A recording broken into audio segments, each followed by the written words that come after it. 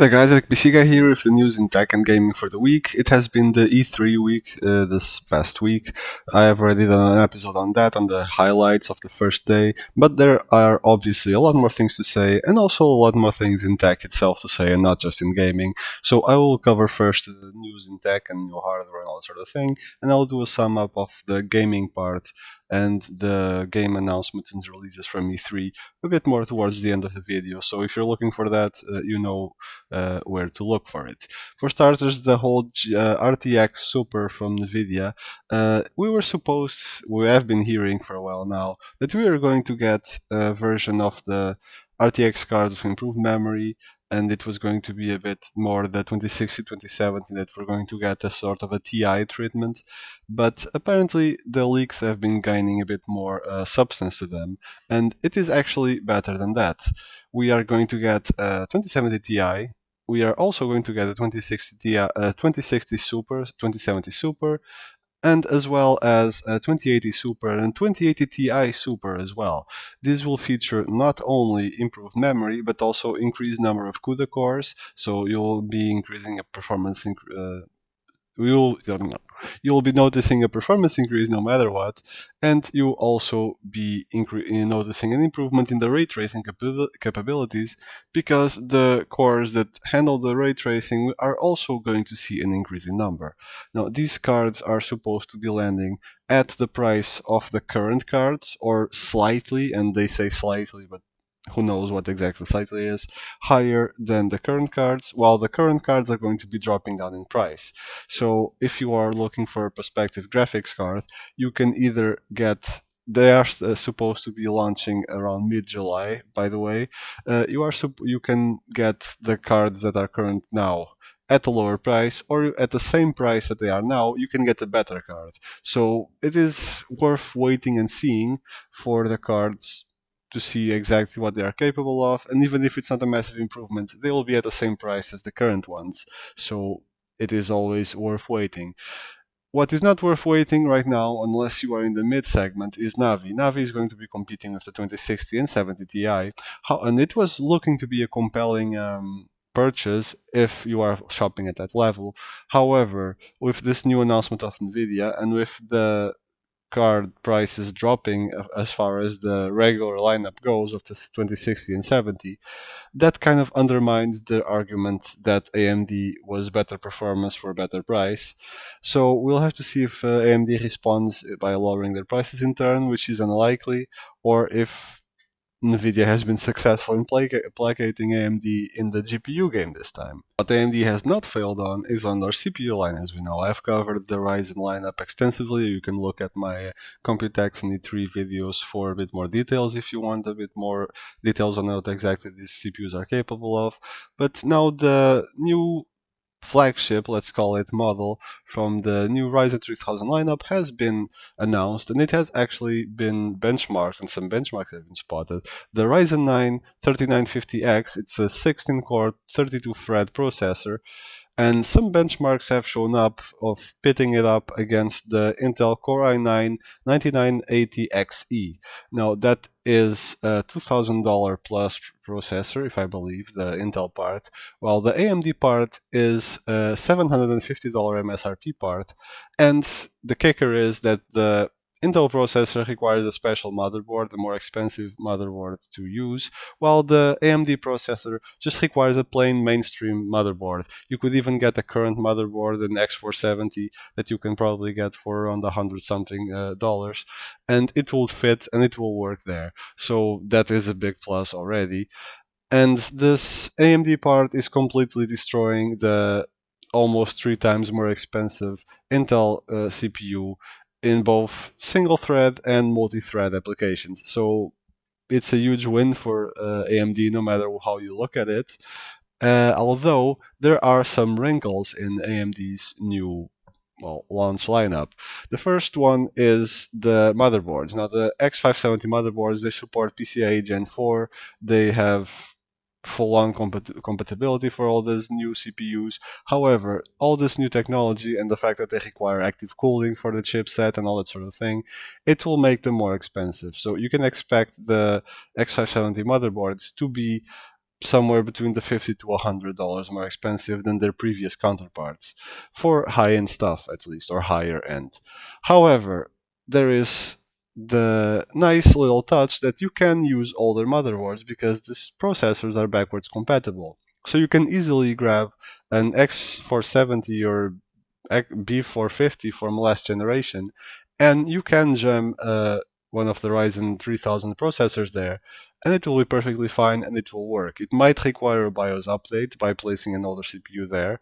If you order your motherboard at a local hardware store, or PC hardware store, obviously, you can perhaps ask if they can do a BIOS update for you if you do not own a previous Ryzen processor to do it yourself.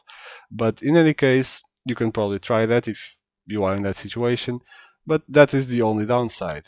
The little catch is you won't have PCIe Gen 4, although that won't influence much as far as today's performance goes. The hardware still has a lot of catching up to do to take advantage of that. The only thing that you will be a bit missing on is on improved power delivery. And that improved power delivery is only going to matter a lot if you are intending to overclock your card by a fair amount. However, if that is not the case, you are perfectly fine with getting an X470, and if you can sort out the BIOS update, use it for the new chips. As far as tech goes, these are the major points. There are some other small things like the Gen 4 PCIe Gen 4 M2 SSDs that promise to deliver a lot better speed in terms of data transfer. However, that will probably not do a whole lot for us home users. It's more of a, if you are, for example, in the video editing business, you will benefit a lot from the fast transfer of files and fast access to the files, but not so much for the rest of us. There have been a few other, well, not rumors, but for example, some media outlets have had the opportunity to test the Google Stadia game streaming service for themselves, and they are impressed with the performance. That is great. I am slightly less impressed with the business model of you having to pay a subscription and then having to buy the games separate. You have to still buy the games, especially considering the track record of Google of shutting down services that are not really profitable. Like, for example, the Google Plus got shut down. So who knows? If Google Stadia does not take off immediately, it might just get axed, and whatever games you bought there, you don't actually have the games, you have the license for that platform to play the game there. So then you are most likely going to lose your games unless the game developers themselves that release the games take it on themselves to be like, no, we're going to honor this and you bought the game and we will give you a copy. But that's a lot of ifs, and it's just I was expecting Google Stadia to be kind of like a Netflix library where you pay a subscription, even if more an expensive one, and you are able to play anything there. Or perhaps with a small premium for AAA just released games or something like that, but not actually buying the entire game at full on price. So that's a bit of a disappointment. First topic of gaming news before jumping into the E3 announcements that are plentiful. I have also done a few of the game announcements already on my previous video about E3. If you are interested in checking out Cyberpunk, Witcher 3 on Switch, the Final Fantasy remake, and some other of the bigger names, you can check my previous video. It was, well, it should be a couple of videos before this one, easy to find. But I will give a list of the other less known or that I forgot games right after this small topic. Blizzard has been sending out a survey to their World of Warcraft players asking, are you aware that Blizzard will do a level squish in the future? A level squish means that right now you can level up to 120, your character level that is. A level squish means they would just make the max level something lower, like, I don't know, 60. It has not actually been announced. But the thing with this survey is that they're asking, are you aware that there's going to be a level squish, when they have not announced it at all, period. There has been no official announcement that this was ever even considered. There have been unofficial talk like, oh yeah, maybe in the future it's something that we could do, but no actual, yeah, this is actually a serious thing that we're really considering. So this just comes right out of the blue, and once again, Blizzard's PR not at its best, and the communication with the players is also not really stellar.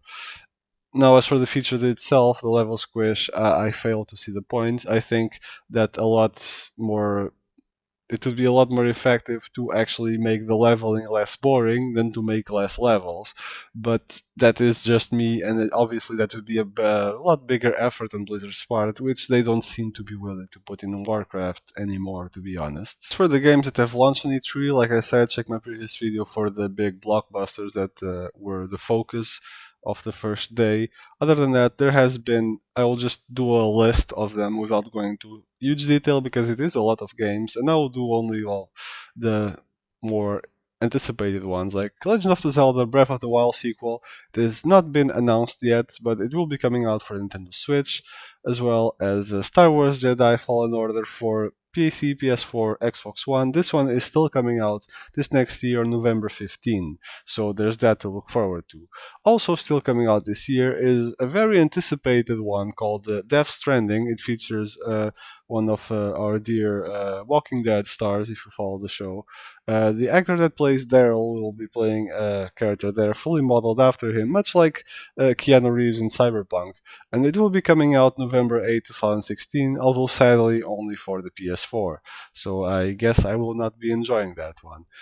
Also, a fan classic, Baldur's Gate is getting a new installment. Baldur's Gate 3 is going to be coming out for PS4, Xbox One, PC, and Stadia at a not yet revealed time. So it is quite nice to see, a fan favorite coming back. A classic also is rearing its head, Contra. If you remember Contra from the good old days, well, you have a chance to play it on PC, PS4, Switch, and Xbox starting at September 24. It's hard to say that Marvel Ultimate Alliance is a blockbuster, but it is getting a new installment for the Switch on July 19, so that's pretty close by, as well as a Nintendo Switch Astral Chain, which looks pretty sweet from the trailer, although, well, Switch only, which I do not own, so yeah, there's that. I have mentioned Witcher 3 on Switch, but always worth mentioning that, as well as a few mentions of Final Fantasy VII Remake coming on the March 3rd, 2020, and Final Fantasy VIII is also getting remastered, and it will be released at an unspecified time in 2019.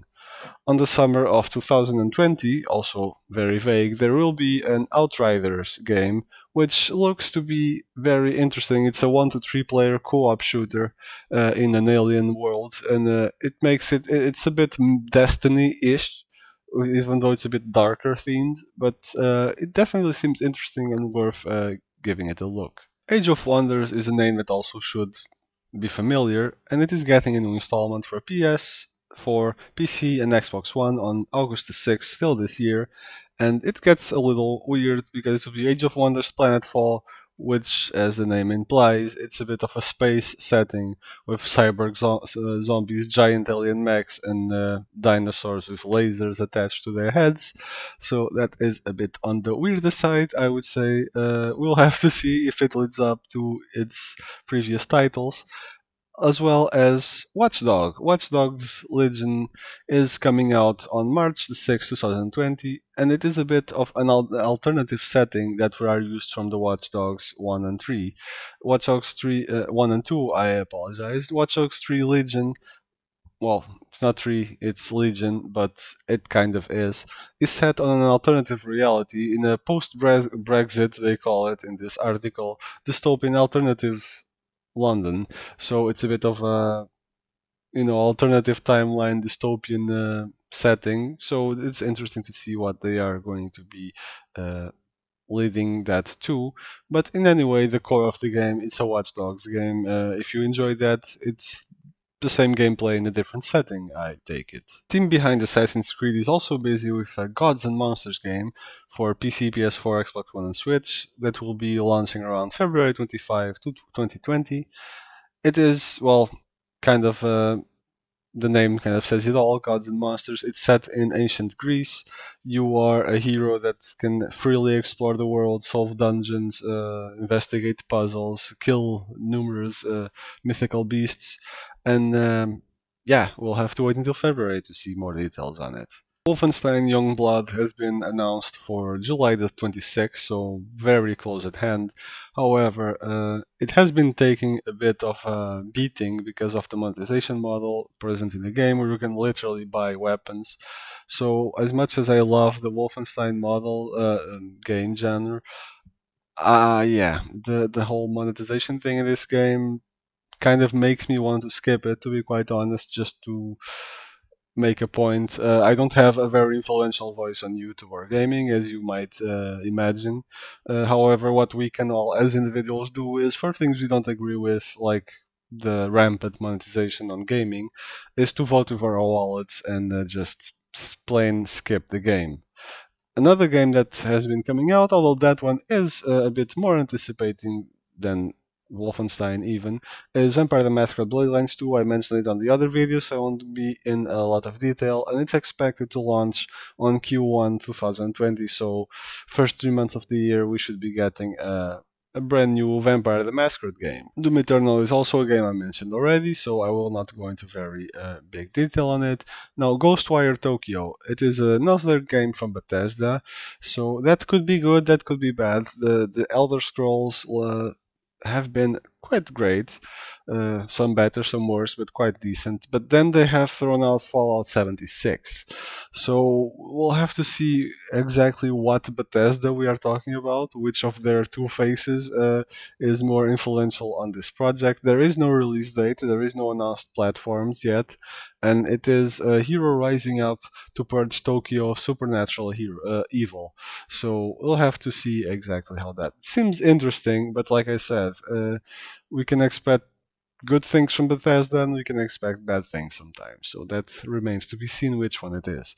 Gears 5, well, it is a Gears of War, as you can imagine, PC and Xbox One exclusive, launching on September 26.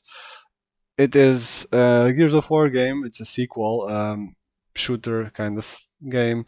If you are familiar with it, you know exactly what kind of game it is. If not, you have other 4 games to get familiar with it before you go into this one. Borderlands 3 also announced for September 13, PC, PS4, Xbox One. It was already kind of announced beforehand. Although we got a new trailer for it at E3, so you can always check that out if you're interested. And you can download the Borderlands 2 E3 DLC for free if you own Borderlands 2. That will kind of lead up to the story of Borderlands 3. It's kind of nice that it is a free DLC, even though I don't expect it to be enormous, being free and all. It's more of a introduction to the game to kind of get you into it. Now, there's also another game, The Outer Worlds, that I want to talk about. PC, PS4, Xbox One at October 25, 2018. It's a Fallout New Vegas style, uh, except, well, in space. So, yeah, if you like the Fallout type of game, if you like the space setting, this could be something for you, and you can play the game. It's a very character-driven, where you can choose your own playstyle as usual. You can be a, killing everyone kind of guy. You can be a more honorable kind of character or a thiefy kind of character. So it's all completely up to you. Minecraft Dungeons. It will be coming out in the spring of 2020. It will be available wherever Minecraft is available, and a lot of people are referring it to as a just plain Diablo clone. So take it as you will. If you like Diablo, great. If you don't, you're going to be disappointed. Now, there have been more games that are going to be launched. I saw a few. I was scrolling past an entire list because, as you can imagine, I cannot really remember all those games and release dates out of my head. Some of them I wasn't even familiar with. But I did see a few more interesting names while I was scrolling. An honorable mention to, for example, Battletoads, which is getting a new installment as well. And well, there's a few others I did not think it was worth mentioning, like Madden 20, Sims 4, Island Living, that sort of thing. Yeah, I don't want to make the video too long. It will already be long enough. Now, I apologize for mostly reading out of the list on this one. Uh, I don't want to take a lot more of the video with excuses, but as you know, I don't have an enormous amount of time to record. The weekend is when I do most of my recording, and I kind of wanted to do more videos still. So the editing that I did on the previous E3 video was not a massive success, to be quite honest. Did not get a whole lot of views there, if at all. So I figured that the news segment, unless I see an interest in having it a bit more edited and a little bit more, on-screen format like I did on that one, I figured it might be a good idea to put more time and energy on other videos that might be more well received, and just leave these as kind of put the video on, alt tab so you can hear the news in your ear and be looking at other stuff in the meantime. If you guys would like to have more videos on the E3 style, just check my E3 video if you want to see what I'm talking about. A bit more visual, a bit more edited out, then let me know and I will do that effort for you guys. But I would like to know in advance because otherwise I will be sacrificing effort from the other videos to put in a video that will not be successful at all. So let me know what you guys prefer. This has been Attic PC Guy. I'll see you guys next week. Like, subscribe if you want to keep up with the news and releases. Click on the little bell icon even next to the subscribe button, and I will see you guys next week.